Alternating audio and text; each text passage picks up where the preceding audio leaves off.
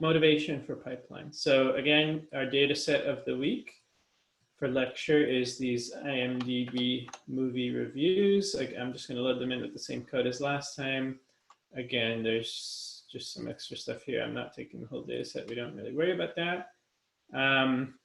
I'm going to split right away because last time we realized we need to split right away. We shouldn't start messing with the entire data frame because there might be immediately some contamination. And I should add, even if you just want to look at summary statistics, like how many positive reviews are there, how many negative reviews are there, even for those things, you should do that after splitting because you don't really want to be looking, even with your eye, you don't want to be looking at the test data. You just want it to be as unseen as possible to both yourself and the model. And so split right away. Better not even look at summary stats of the test data or even eyeball it. Just playing it by the book here. So we're splitting right away, and now we're not going to be messing around with this. So here's what we did last time. First, we just extracted the text of the movie reviews. We extracted the labels, positive or negative review. We made a count vectorizer. I'm just using this min df equals 50 here, which means a word needs to appear at least 50 times to be considered a valid word. Then we're going to call fit underscore transform, which, to remind you, is just shorthand for calling fit and then calling transform in one line of code. On train, we're only going to call transform on test. We can train a logistic regression model. Again, this is, you can just ignore. It's just, you'll get a warning otherwise, and I don't really feel like having the warning. So we can make a logistic regression. We can train it on the transform data. So look at this here carefully. This is XTrain IMDb, which is the ones and zeros. It is not the original. So if you want to just take a quick glance, the original one is a bunch of text. And then when we transformed it, there was a bunch of ones and zeros. Okay, that's not really showing up right now, but I showed it last time. So we're using the zeros and ones things. We're training our logistic regression. We can get a training score, get a test score. We did all this kind of stuff last time. I guess we're overfitting a bit in that the test score is significantly worse than the training score. And last time I said I'm not going to do any cross-validation last time because there's one other thing I need to talk to you about before we do cross-validation. And so let's just run the code. Here it is, cross-val score, LR, train test. It defaults to 5 folds if you don't specify the number of folds. And the code actually runs. So when I say we didn't want to do cross-validation last time, it wasn't because it was going to throw an error. It was one of these more sinister situations where there is no error and you just need to kind of know, hey, something's not quite right here. And it's not like the most horrible violation ever, but we're trying to do things properly in this course. And so I don't really like this. And here's the thing. Remember last time we saw that problem when we fit and transformed the count vectorizer before splitting? And we said, well, that violates this golden rule. To remind you, the golden rule is that the test data needs to be unseen and it should not be leaking into the training data. The training process should not even indirectly be able to access the test data or anything about the test data. That's the golden rule. And so,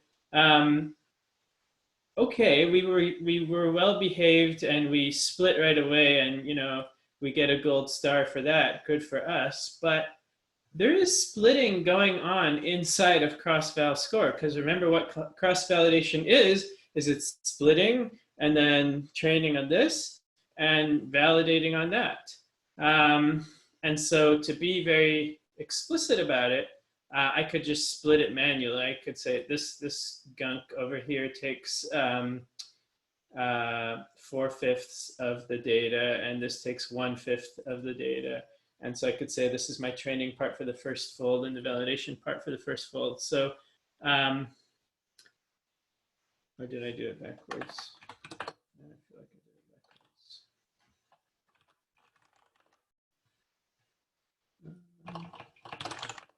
Yeah, I did it backwards. backwards. Sorry. Okay. Okay, so you see, when we do this split here, we are splitting the transform data. This entire thing to begin with, xtrain IMDb, came from fit transform, came from here.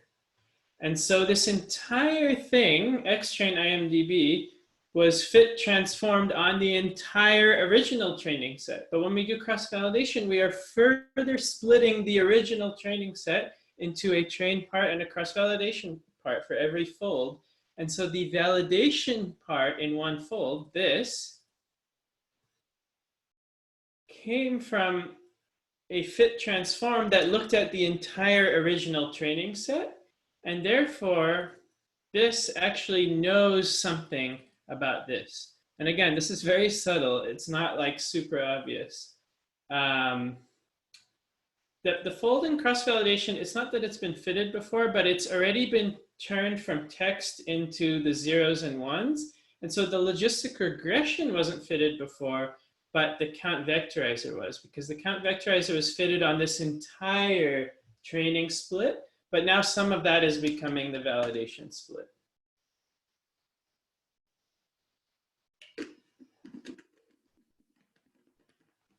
This is, again, fairly non-obvious, I would say, and I feel like there's got to be a good picture here that I have yet to draw. Correct. So the contamination has nothing to do with the test data this time. It has to do with the validation data, which is kind of like your mini test data within cross-validation, right? It's maybe call it validation, but either way, it's supposed to be unseen data. That's the point of cross-validation, right? You split, you train on one part, you validate on the other part that's unseen for the purposes of this fold. So yeah, the question is, what are we going to do about this? And I see some suggestions in the chat, even though I was supposed to be ignoring the chat. Yeah, so right. Bringing in some Bitmoji into my lecture. I guess I already had them on. Yeah, it says so. It's only a small step from there to here. What are we going to do about this? Well, hold on. So I'm seeing some people suggesting things in the chat, but we're going to talk about pipelines that are going to solve this problem. So let's take some time for Q&A. Let's not have the Q&A be about how are we going to solve this, because we're about to solve it, but let's have some Q&A about, do people see what the problem is? Do people see where this contamination is coming from?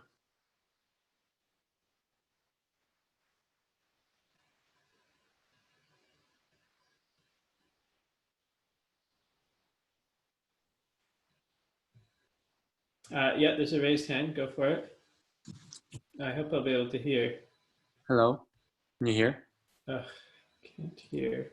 Oh, okay. Sorry, I'm having some problems with my audio. Oh, actually, one second. I found the problem. Okay, can you try again? I should be able to hear now. Hello?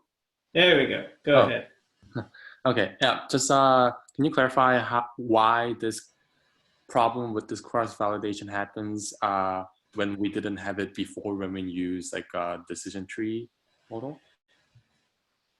Great question. Excellent question. The answer is because we are doing a two-step process. That is a really, really good question. Thank you for bringing that up.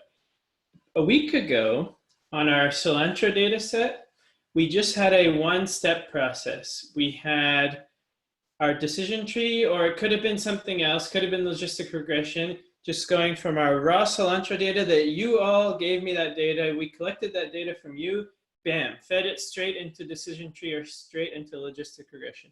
The difference between what's happening now, it's not because we're using logistic regression instead of decision tree. It has nothing to do with that.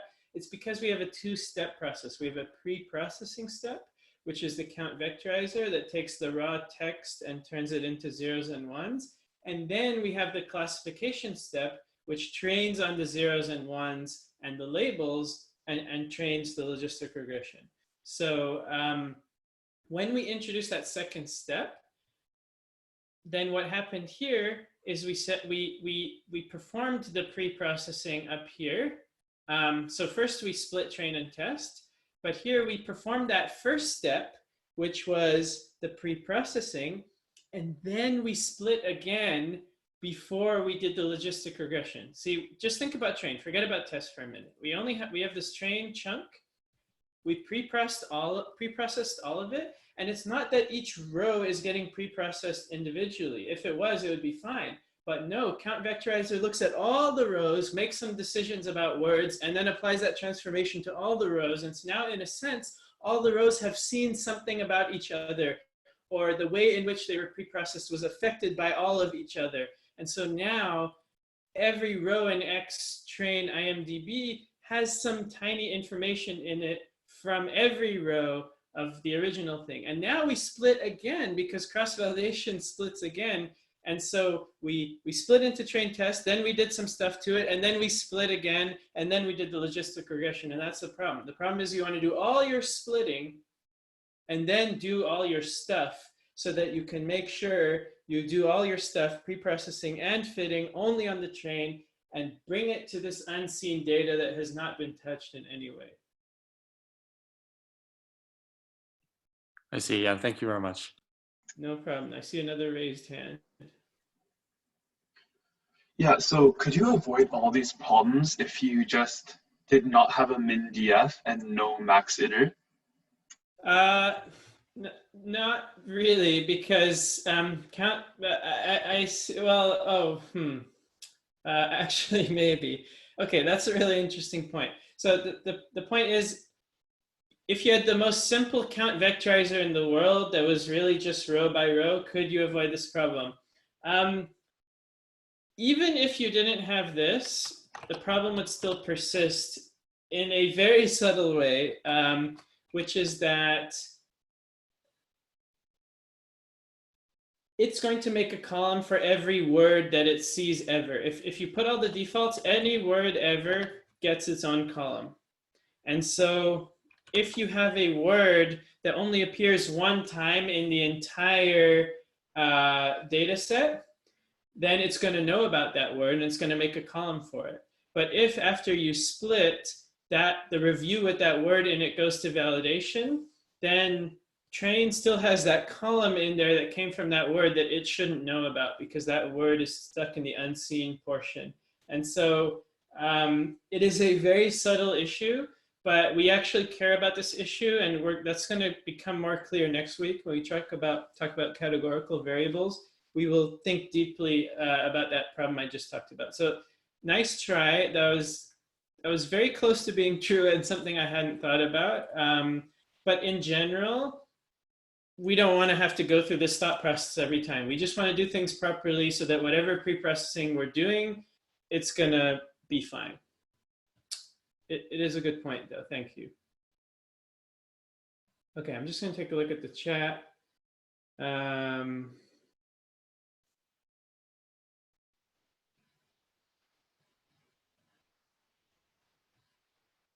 Yeah, okay, so let me just, I want to move on very soon, but let me just quickly say one more time, because I think there's some confusion about what is happening in fit and transform of count vectorizer. So when you call fit for count vectorizer, it looks at all the reviews, looks at all the words, and basically decides which words am I going to keep and which words am I going to just ignore. And the hyperparameters will determine how that process happens. And so, for example, maybe a word has to show up this many times or blah, blah, blah. And so that's why it looks at all the reviews to make those decisions.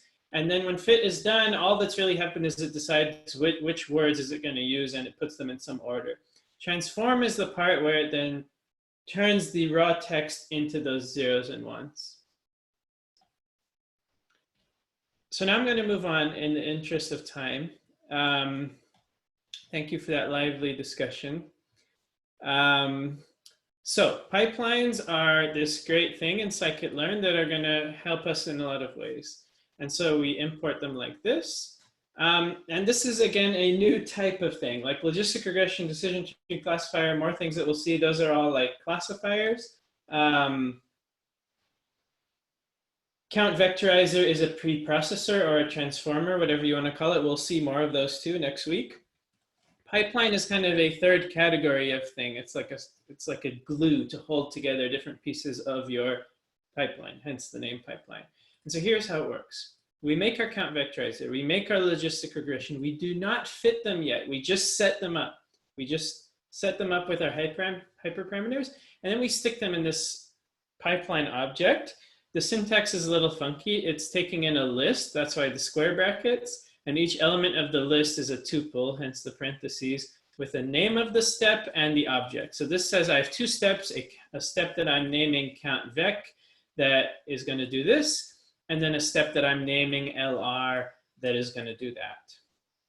So I have a two-step process to get from my raw text, my raw reviews, to my ultimate prediction. I have a two-step process. I need to transform the text to zeros and ones, and then I need to predict, given those zeros and ones, is this a positive or negative review? Hence, you pass in the list of steps. Yeah, the names are just whatever you want to name them.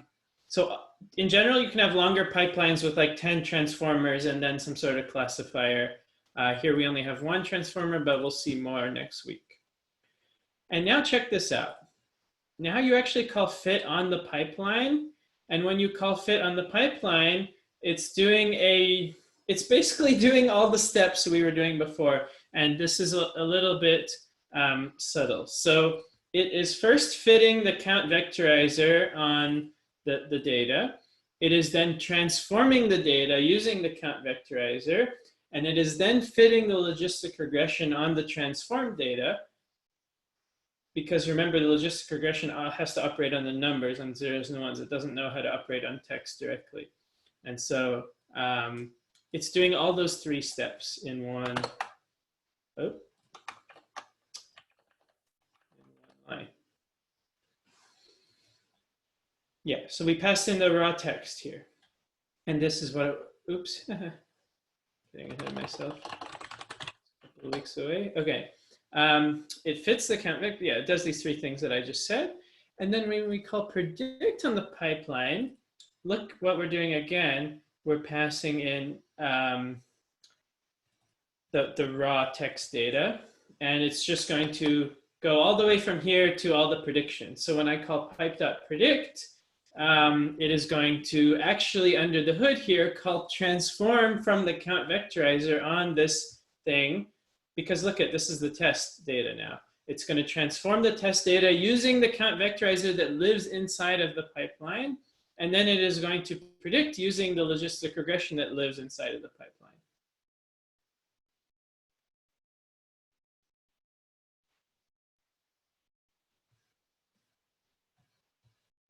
Okay, so here's this diagram. I have some reservations about this diagram. This is from a very nice other machine learning course that I have linked to in the homepage and linked to here. But the diagram's a bit confusing because it has two transformers and then a classifier, and we're only dealing with one. But let me just walk you through it anyways, and you can tell me if it's helpful. So, well, let's start with predict. Predict is easier. When you call predict, it takes your initial thing, which they're calling x prime here. It transforms it with the first transformer, gives you some intermediate state, transforms it with the second transformer, which we don't have, gives you some next intermediate state, and then predicts with the classifier, it gives you the output. So we only have one transformer. When you call fit, it's a bit of a mess. It first needs to fit the first transformer, which is the count vectorizer. And then it transforms the data with the count vectorizer, and that's which is these zeros. And we skip this next step. We only have one transformer, but then it fits the classifier on the transformed data and the y value, and ultimately gets the trained classifier. My internet connection is unstable. That is not the best all day. Is it showing up well? Can people hear and see me? Okay, my voice video is breaking up. Okay.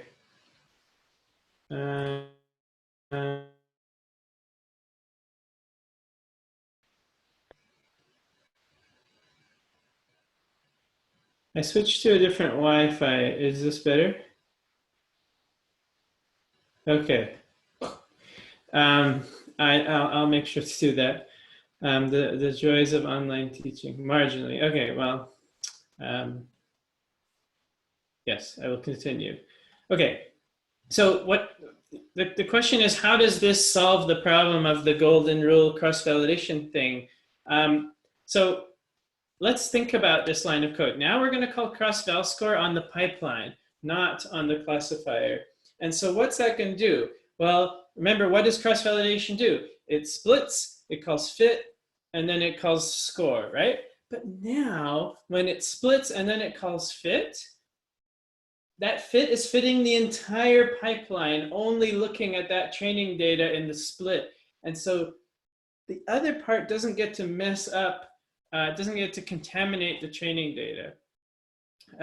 So you got your train portion, your validation portion. It's fitting the count vectorizer on here, transforming on here, fitting the logistic regression on here, and then scoring on here. And so now everything is nice and clean. And yeah, in a sense, we're kind of redoing extra work over and over again because we're fitting and transforming the count vectorizer a bunch of times. And so maybe there are cases where this speed would be an issue. But it is the correct thing to do because here you have no contamination issue. Is the pipe? Yeah, okay, I'm not supposed to be looking at the chat. Okay. Yeah, so this is cool. This is very nice. It's also just a nice way to keep track of what all is in our pipeline. Yeah, it's a handy way to keep track of all the steps, which is more important if you have lots of steps, and it solves this golden rule problem. So here's my celebratory Bitmoji. And oh yes, I was going to actually run this line of code and look at the cross-val score. So I'm going to scroll up, sorry, to the old one. The one, okay, well, I didn't even take the mean here. But okay, they're going from, I don't know, 82 to 83.7. And here, yeah, so here they look pretty similar. So I guess this isn't a severe case, but you could get into a severe case where the scores the first time were significantly higher because of that golden rule violation, because of that contamination. The scores you got were too optimistic because the data was not truly unseen data, and that makes the problem easier than it should be. Here, it's kind of within the error. I'm not sure to say the scores were actually higher before than now, but I want you to know how to do things properly. That's an important goal to me. And so here we can feel good about ourselves. Okay, let me take another question period. So I'm just going to scroll up in the chat. I'll get to the raised hand in a minute. I'm going to lower one hand from someone who asked the question before. If you have another question, you can re-raise it. How does the pipeline know to fit and transform on yeah, okay. So one question is, how does the pipeline know to fit and transform on train only and only transform on validation? Because cross-val score, what does cross-val score do? It calls fit on the train and score on the validation. And so when it calls fit on the train, that triggers the whole fit in the pipeline. But on the validation part, it's only calling score, which is only calling predict. And as we could see from that picture here, when you call predict with the pipeline, it's not fitting anything. It's just transforming and predicting. So that's how it knows. How many folds is cross-val score by default? 5 is the answer to that. Do validation folds get transformed before being scored? Yes, absolutely. That's this transforming right here. When you call predict on a pipeline, it transforms, and score again is just calling predict. When we predict, what happens to the words it hasn't seen before? Really like that question. Let me defer that to next week. That's an excellent question. I believe what happens is if it just gets some words it hasn't seen before, it just ignores those words because it says, hey, there's no column for this word. I'm just going to ignore it. But next week, when we talk about categorical variables, we're going to really dig into that question. So I'm happy you brought it up. I now see 4 raised hands. So someone go for it.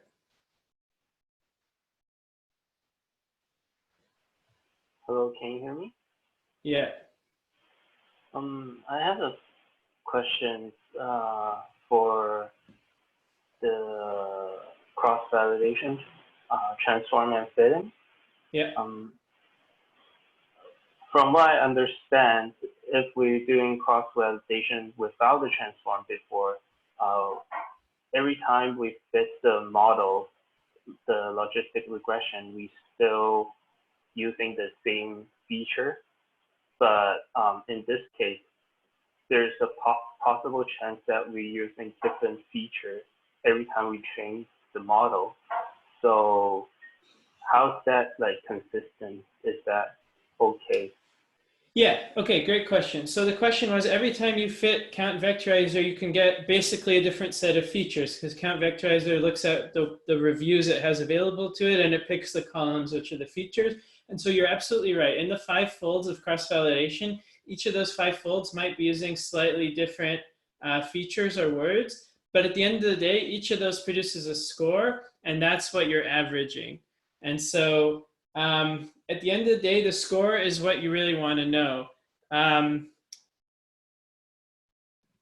the other hand, you might say, but actually, when I'm done all this, I'm going to train the whole thing on the whole training set and then test it on the test set. And so I would actually like to know how well it's doing with the features I have.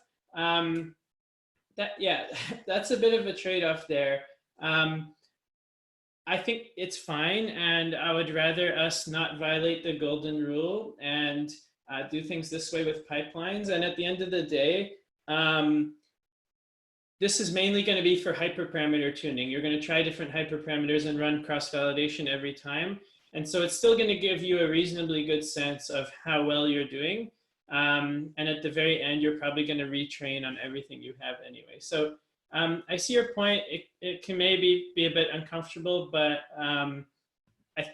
you're still getting good scores, and you're going to hope that by slightly changing the words, you're not just completely changing what you're doing. Thank you. Sure. I have 2 more raised hands. I don't. Maybe people don't even mind me calling on you by name and putting you in the recording. I'm just being too paranoid. But so one of you two, why don't you go ahead? Hi. I have a quick question. So we looked at the cross-validation before pipeline and after pipeline and saw that the score didn't really change for our specific case. Is that because vector, what is it? Count Vectorizer. Yeah, Count Vectorizer transformation does, like, that by nature, that transformation doesn't really kind of contaminate the data that much? Exactly. That's my interpretation. Yeah, I just don't think the contamination is that severe, but there's other types of pre-processing, and we'll encounter all kinds of pre-processing, especially next week. And in some cases, it may matter more than others. So yeah, that's my feeling on what's going on. Okay, yeah, thank you. One more raised hand, go for it.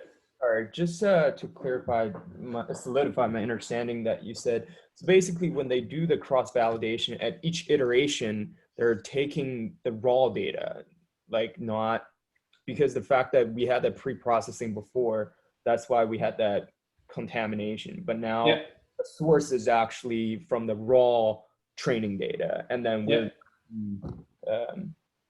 we call it the fit and the score and all that at every iteration, even though it might be a performance issue, but that's correct. They avoided it. That's correct. Okay, sweet. Okay, I see one question in the chat. Does someone have a link to the ML glossary terms Mike linked to in the first lecture? Yeah, I'll post that in the chat in a second in the break.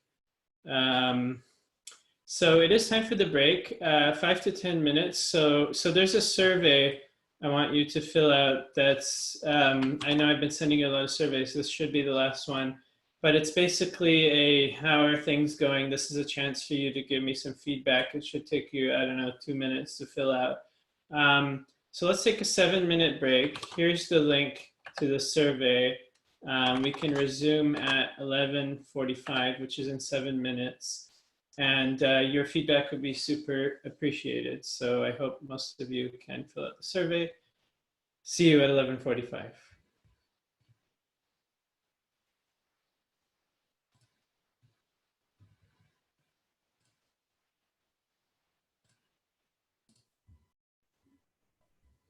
Great. Okay. There's still a raised hand. I think you asked your question in chat, though. Or is there still a question? Guess not. I will lower the hand. Okay. Right. Hyperparameter optimization. So I promised you last week that we would talk about that this week, and here it is. So the motivation here is that we have hyperparameters to deal with. We have max depth of the decision tree. We have C of logistic regression. We have a bunch of hyperparameters in count vectorizer that we saw. And next week we're going to get, we'll probably bring in random forest next week, and they have lots of hyperparameters. So in general, there's always this question of how do I pick these hyperparameters? How do I pick max depth? How do I pick C? How do I pick whatever? And you could use a bit of intuition, and that's what I mean by manually, like you, the human, doing it. For example, am I overfitting because my training score is way higher than my test score? Okay, let me try decreasing this, There's a few issues with that. It's a pain. It is a huge pain when you have a lot of hyperparameters. You could have like 10 hyperparameters or more, 20 in your pipeline. Excuse me. It's not like super reproducible. I mean, you just kind of fiddle around. And yeah, you might not find that good of a thing just by intuition. So what we're going to talk about for the rest of today is automated hyperparameter optimization. Basically, automatically searching through different values of hyperparameters and just picking the one that's best. And you were kind of doing that, like in homework 2, you made the plot and you had the train and you had the validation. You kind of looked at the validation. You're like, oh, this is the best score. So you could imagine automating that, right? Just like instead of looking at the plot, just getting the best value. And you'll see more plots like that in homework 3. So it saves you time, it's less error prone, it's more reproducible, you might find better values, you might not be able to incorporate your intuition. And there's this thing that maybe we'll talk about next week more about overfitting on the validation set. But basically, you don't exactly want to run cross-validation like 4 million times, because at that point, like there's this other type of contamination that data has been used as unseen data so many times that in a way it's not really unseen either. And that's why we have our separate test set. So there's 2 things we're going to talk about in scikit-learn: GridSearchCV and RandomizedSearchCV. The CV stands for cross-validation. So I'm going to import these things from scikit-learn. And yeah, these things do cross-validation for you. So we're not going to need to call cross-val score or cross-validate here. These things are going to do that for us. So they kind of wrap it all up in a nice interface. And so here's how it works. We're going to start with grid search. So grid search basically means try all possible values from a predefined set of possible values. So for example, let's say these are the 4 values that I'm interested in of C. Grid search is just going to try all those values. And as we'll see in a minute, if you have multiple hyperparameters, it'll try all combinations. So here's the syntax. You make this dictionary. The curly braces are a Python dictionary. You put the name of the hyperparameter and then the values you want to try. And then you make your GridSearchCV object. Maybe the code will be a little more readable if I put this on a separate line. So by the way, here I'm setting one hyperparameter. So that's being fixed, but I'm searching over another hyperparameter, and that's totally allowed. It would be weird if I put C equals 1 here, because C is the thing I'm trying to search over. And I'm not sure if that would mess it up or not. But anyways, that would just be confusing.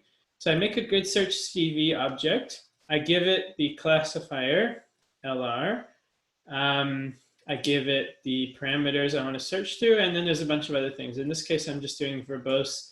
That makes it print out a little more output, which is often desirable because this thing can be slow and you might be interested in its progress. So I'm going to run that, and then I'm going to run this. So now I'm calling .fit. So wow, there's a lot of scikit-learn being sent your way. So grid search also has a .fit, and it's basically calling the .fit of LR Okay, GridSearch.fit is saying for each of these possible values of the hyperparameter, make a logistic regression with that hyperparameter and then run cross-validation to get a score. So I kind of made some pseudocode for you.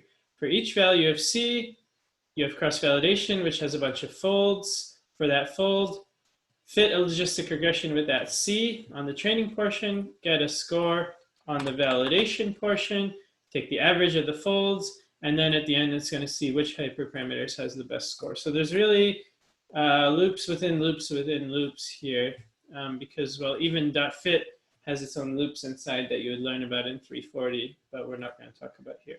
So here's .fit. I'm running it. You can see there's some output here. That's because I turned on verbose. You can set this to 0 if you don't want the output. And so you can see it's saying fitting 5 folds for each of 4 candidates, totaling 20 fits. So what does that mean? Well, the 4 candidates are these. Should C be 0.01? Should it be 1? Should it be 10? Should it be 100? And then there's 5-fold cross-validation by default, although you can change that over here. And then it is doing those 20 fits. Now it's done. And then we can extract the best values. So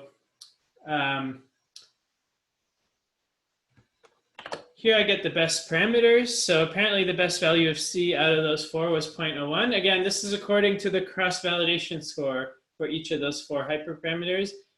And I can get the best score. So this was the cross-validation score that went along with this value of C.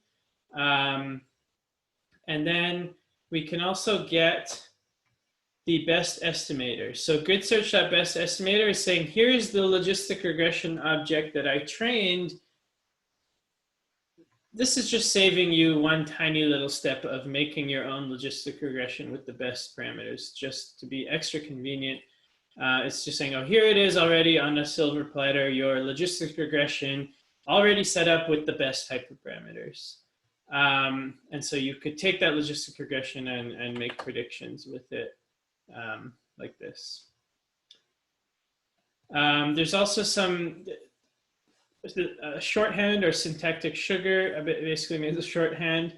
You can actually call predict directly on the grid search object. This is just syntax. There's nothing conceptual here. It's just slightly more convenient than typing in these few extra things. If you call GridSearch.predict, it just takes the best logistic regression in there and calls the predict of that, and that does the same thing. Yeah, one thing I should point out is when it finds the best hyperparameters, in this case C equals 0.01, it actually retrains with those hyperparameters on the entire training set. Because in cross-validation, it keeps splitting, so it's not using the entire training set in any particular instance. But once it decides C equals 0.01 is the best, it refits on the entire training set. So if you look at the documentation for GridSearchCV, you see this refit thing, which is true by default.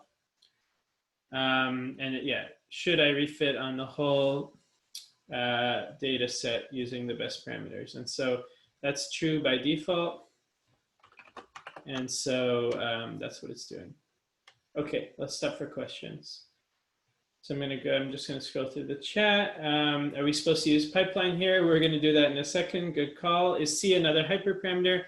Yeah, it's a hyperparameter of logistic regression that we talked about very briefly at the end of last class without really going into the details of it, but basically bigger C moves the fundamental trade-off towards overfitting, and that's all we're really gonna say about it.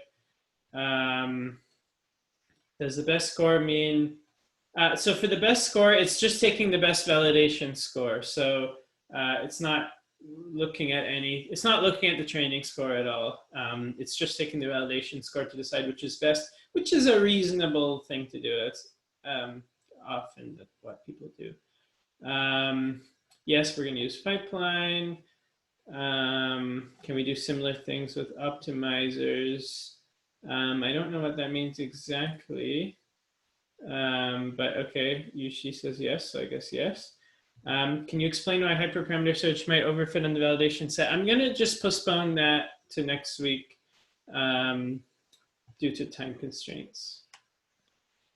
Okay, so this is all syntax, but then we have this golden rule thing, We've been doing cross-validation. We said, let's not do cross-validation. The whole thing that we just talked about, that. So yes, we can use pipelines for this too. So we can set these up. We can make the pipeline like we did before. And now there's just some syntax you need to get used to.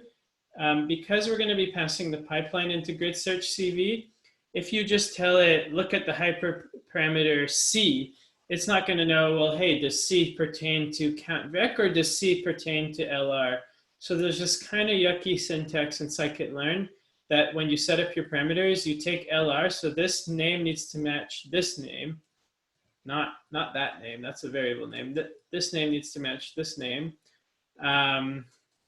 So maybe it would just be more clear. Okay. And then underscore underscore. So now it says the C hyperparameter pertains to this, and this min df hyperparameter pertains to this. And so now you're trying 3 different values of min df, 4 different values of C. It's trying all combinations. So it's all trying all 12 combinations.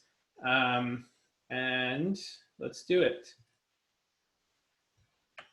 Okay, oops, need to run this. Need to run this. Now notice that when we call fit, again, we're passing in this raw thing because we have the whole pipeline. Oh, come on. Sadness, sadness. Okay, I probably should work. Why is it upset? I don't know why it's upset.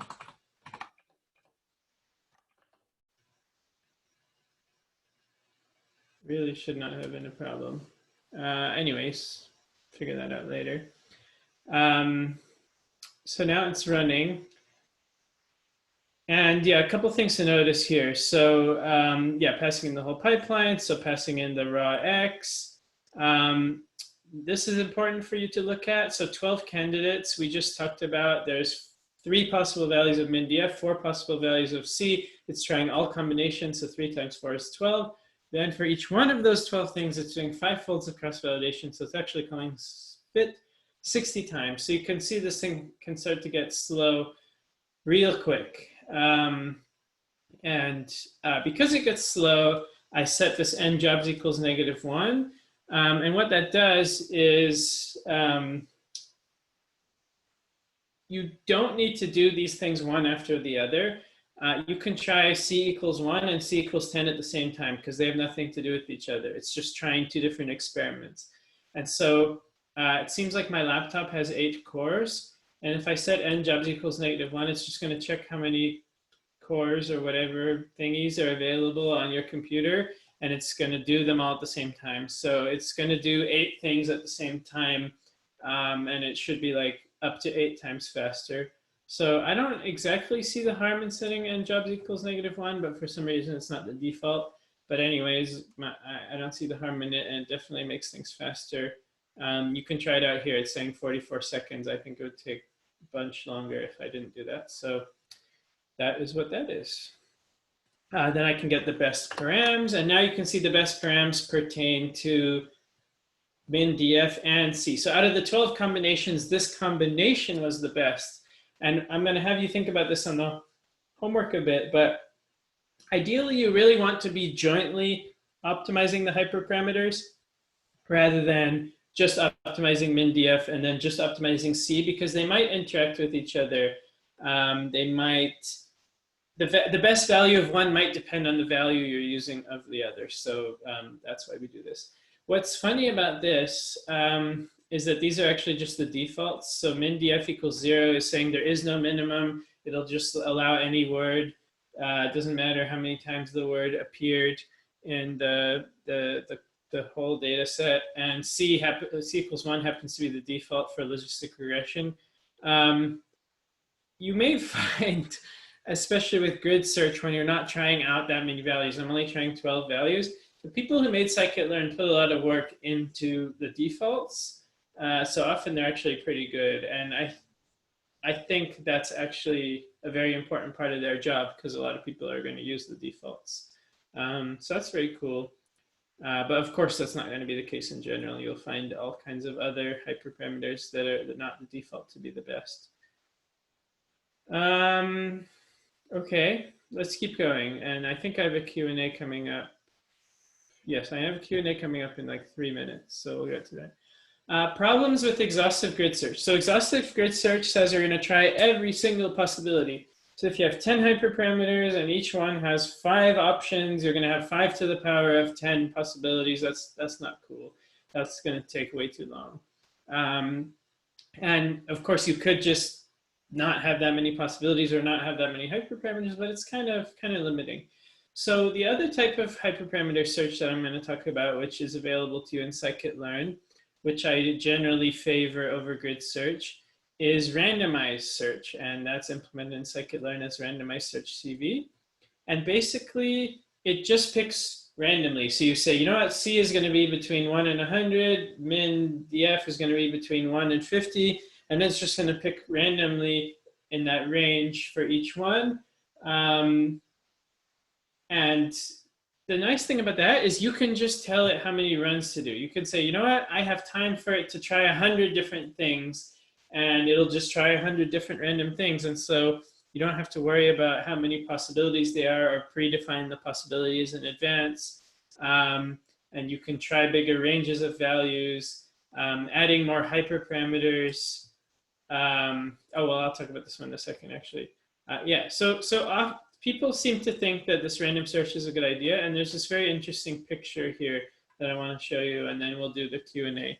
So generally speaking, you don't necessarily know in advance which of your hyperparameters is like really important.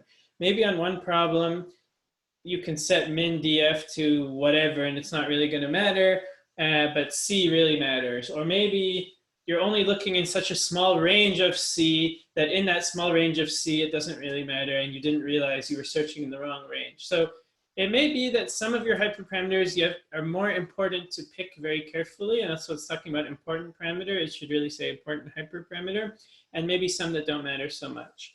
And with grid search, and so what this picture is showing is that this yellow thing is basically saying, what is the score as you vary this unimportant parameter? And it's kind of showing you, it's not super bumpy, it's kind of meh, it's fine, whatever value of this. And this green thing is trying to show you what is the score as you vary this important parameter. And you can see if you pick this value of the important parameter, you get this amazing score. So you would really love to find that particular value of that important parameter. Maybe it's C or whatever. But if you do a grid search, you might miss that bump if you're doing like a 3x3 grid search. And importantly, once you've tried this value here, these other two experiments are kind of a waste of time, in that the only thing changing between these 3 cases is the unimportant parameter. And well, you didn't know in advance that it was unimportant, but it turns out it was kind of a waste of time. And so what these people are arguing in this paper, where this paper here, where this picture is from, is that they're saying, well, if you do random search, then you're not necessarily going to know at the end which one turned out to be the important parameter, but you're going to explore more values of both things. And so if this one's truly unimportant, then this value will work great because it's the right thing of the important parameter and it's kind of irrelevant. So that's a bit of a nuanced argument. It may not apply in every case. You may not have any unimportant parameters, but I found it kind of enlightening as to like why random search might be a good idea compared to grid search. And like summarized in one sentence, it's basically saying your grid might not cover where you want to go, and you might have found that if you just picked randomly. So that's that. Let's get to Q&A. And this time I did actually refrain from looking at the chat. So let me scroll up and take a look. Okay, so someone said, isn't min df equals 0 always better? Excellent question. It is always better for training error. More words, more training accuracy. Why not? But, and this is intuition that we are going to build slowly over the course, more words kind of means you're doing something more complicated and you may overfit. And I talked about this a bit last time. So you may have these fringe words that don't appear very often and you think you've learned a lot even though you've only seen that word 5 times ever. You can't read into it that much if you've only seen that word 5 times ever. And so you might be able to use that to do well on training, but it might just be a bogus like correlation, and you might not generalize well. And so as you make min-df larger, your training score will get worse, but your validation score or test score may get better. In this case, that turned out not to be the case. Basically, the thing wasn't overfitting that much, apparently, because it wanted all the words, and that still did best on unseen data. But in other cases, and maybe if you're not using logistic regression, but using something else, it may be the case that you want to set min-df greater than 0. Yeah, so someone's also pointing out there's a speed issue. So GridSearchCV is not picking based on speed, it's only picking based on validation score, but that's a good point. GridSearchCV itself takes a long time, but also when min-df is smaller, so you're having more words, everything takes more of a long time. That could be an issue for your application, or it might not. What if you use an ML model to figure out? Yeah, what if you use an ML model to figure out hyperparameters? Yeah, so actually I will, time permitting, I will talk about that briefly today. Oh, that's what everyone's saying. Everyone's saying the same thing. Okay.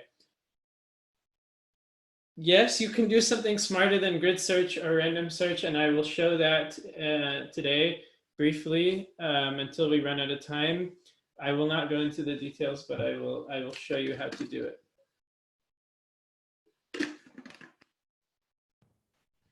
Onward. Okay. What's happening here exactly? Oh yeah, we're switching to random search. Yeah. Okay, so for random search, yeah, you could have the same choices as before, but you could also have like way more choices. You could have min-df go, this goes from 0 to 99, and you can't go from 0 to 99 with grid search because it's going to try every single one. But with random search, sure, like why not? Just go from 0 to 99. It's going to pick randomly. Like by making a finer grid, it's not actually going to take longer. And so yeah, let's just have the finer grid. Why not? So this is fine for random search, but it wouldn't have been fine for grid search. Another thing I want to point out is the syntax here. So what is this doing here? Basically, I don't really want to try necessarily C equals 1, 2, 3. I kind of want to know an order of magnitude for C. Should it be 0.01? Should it be 0.1? Should it be 1, 10, 100? In other words, should it be 10 to the minus 2, minus 1, 0, 1, 2? This is very common with some hyperparameters that like, there's a very wide range for this hyperparameter. And so you really want to search more like orders of magnitude. And so another way of saying this is I want to search 10 to the n, where n is minus 2, minus 1, 0, 1, 2. And that's basically what I'm doing here. So np.arange minus 5, 5 gives you this. It's exclusive on the end, so it doesn't include positive 5. It goes from negative 5 to 4. And when I take 2 to the power of this, in NumPy, it's taking 2 to the power of negative 5, 2 to the power of negative 4, 2 to the power of negative 3. And then you get this like doubling every time kind of nice grid. And this is useful for grid search as well. It's a very common thing when you're searching for hyperparameters. So this is what I've used for my random search here. 2 to the power of the integers from minus 5 to 4 to get this kind of nice spread of C values. Another thing you can do with random search that you cannot do with grid search is you can actually put a literal probability distribution on the values. So you could say, I want a, well, actually, this one's not so interesting because it's saying,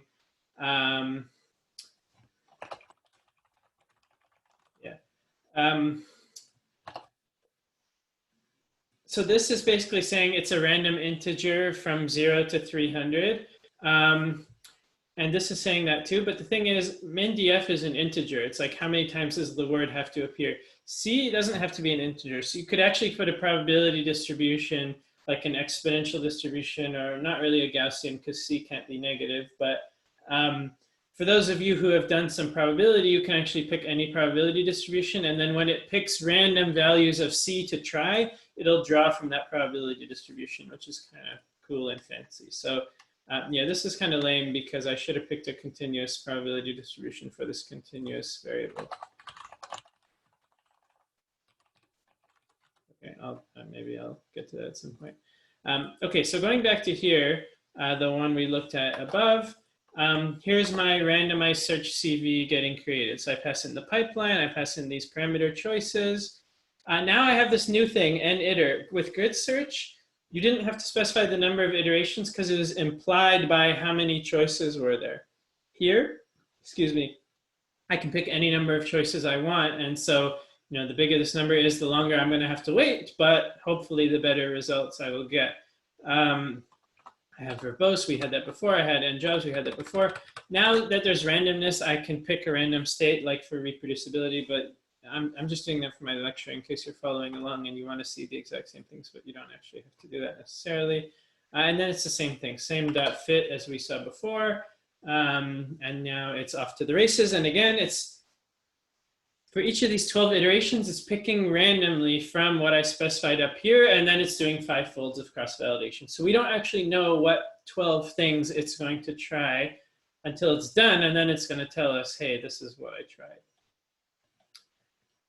Some other things while it's running. So the hyperparameter, well, we already talked about this actually just a second ago. So different hyperparameters may actually cause the code to run in different amounts of time, because if you're including way more words, it'll take longer to fit logistic regression, that kind of stuff. So that'll show up in the homework. Okay, so it's done. Here's the best parameters it found. So, okay. And one thing that we're gonna wanna think about over the, is like, how much, yeah. Okay, it gave us something different, but is this like way better than the next best thing, or just like a tiny, tiny bit better than the next best thing? We kind of care about that because maybe the difference between this and something else isn't that important, or maybe it is. So we have this best score thing again. Apparently the best thing the random search found was like 0.5% better than the best thing the grid search found. I guess that's cool. But do we believe this? Like, what are the error bars in this? Is this like plus or minus 5% or like plus or minus 0.5%? This is the type of question I want you to be asking yourself often, to really think, okay, this result is getting a better score than this result. Do I believe it? So some ways we can answer that question. We can try it out on the test set. And we can also look at the subscores. So like these come from 5-fold cross-validation. You can look at those 5 scores and say, well, are they really close to each other, or are they really far apart? Or you could do it again with 20-fold cross-validation to try to get something more reliable just in those 2 cases. Yeah, so there's a lot of things you can do, and it's kind of, that's where you, the human, comes in, is this kind of like thinking about the results here. So let me keep going. I see there's a hand, but I'm gonna keep going. So this code I give you here, it just takes the, so random search object, and in fact the grid search object, has this attribute called CV results that just dumps everything you might want to know about what just happened. And it's not particularly readable. And so I have, as usual, just made a pandas data frame out of it, and then it's way more readable when you print it out in the notebook. And I've also sorted it by the rank of the test score with my sort, yeah. So this is pretty cool, because now we can see the 12 things it tried. It tried min df equals 13 and c equals this, and that was the best. It tried min df equals 5 and c is this, and that was the next best. So, you know, it never actually tried the default of min df equals 0 and c equals 1. It just tried these 12 random things. And this is really cool. You can see the score. Like, I'm going to guess this 0.86 bigger than this 0.81 is meaningful. But is this, the difference between this and this, meaningful? I'd probably doubt it. I mean, I would look in more detail, but I think we're kind of probably getting into the noise here. It also tells you the amount of time in seconds it took, which is kind of cool. If min df was like 1,000, it'd probably take way shorter number of seconds because it just wouldn't include that many words and all the code would run faster. So this is kind of fun thing that I encourage you to look at, to just be like, okay, what just happened? And that's really nice. So the other thing I said you could do is you could, you know, do it on the test set. So again, gridsearch.score is a shorthand for the best thing that the grid search found .score, or I should say the best thing that the grid search found, trained on the entire training data that was passed in, dot score. That's what this is shorthand for. And apparently, I don't even know. Apparently the grid search wins on the test set and the random search won on the cross-validation set, which kind of hits my point that, like, I think these were too close together to really say there was a meaningful difference. Actually, it'd be interesting to see if the grid search picked a simpler model. No, it didn't. Okay, so I think this is just randomness we're seeing here. Let's get to some Q&A. Scrolling up. How do we know how many times to fit random search? So that is specified in this hyperparameter here. That's going to tell it how many times, or how many things to try, basically. Yeah, you can also set the number of folds. Can we see the mean training score as well in this data frame? You can, but let me caution you because, oh, that's what you're asking. Ooh, okay, that's an excellent question. Is there, okay, so my guess is that, yeah, it's this, bam. So this RandomizedSearchCV has the same option that cross-validate has, and we need to explicitly turn it on to tell it to keep track of the training score. I didn't, it just did the default, which was false. And that's why the mean training score is not available here. If you set that to true and rerun it, then you can get the mean training score. Do we only call fit once after the hyperparameters are set? Yeah. I guess I would say yes to that. I mean, if we've decided those are our best hyperparameters, then we're just going to go with them, fit on the whole training set and call it a day, deploy our model, test it, and then deploy our model, sure. That could be an entire end-to-end machine learning process. Why would you do a grid search on the test set? I wouldn't. If I did that, it was a mistake. Maybe you're referring to this. So this is not doing a grid search on the test set. This is saying the grid search is already done. And then we want to ask the grid search, what is the best thing you found? And it'll say, the best thing I found is a pipeline with a count vectorizer that has a min df of 0 followed by a logistic regression with c equals 1. And then I can take that pipeline and call dot score on the test data, and it'll tell me how well does that pipeline do on the test data. And this is just shorthand for this. So GridSearch.score is not doing the grid search on the test data. It's just taking the best thing and getting the score on the test data. Okay, so we have 2 minutes left, which is not enough time to do this next section. This next section is not required for the homework, and I kind of consider it like bonus in general. Yeah, so I'm not too crushed that I ran out of time. It's something close to my heart because my PhD is on this topic, Bayesian hyperparameter optimization, but it pertains to this thing that people were asking about earlier, about can't you do something smarter than grid search or random search? Can we continue for 10 minutes on this topic? I'll make you a deal. I'm tired now. I will make a 10-minute recording on this at some point in the next couple of days and post it, and we'll consider it bonus material.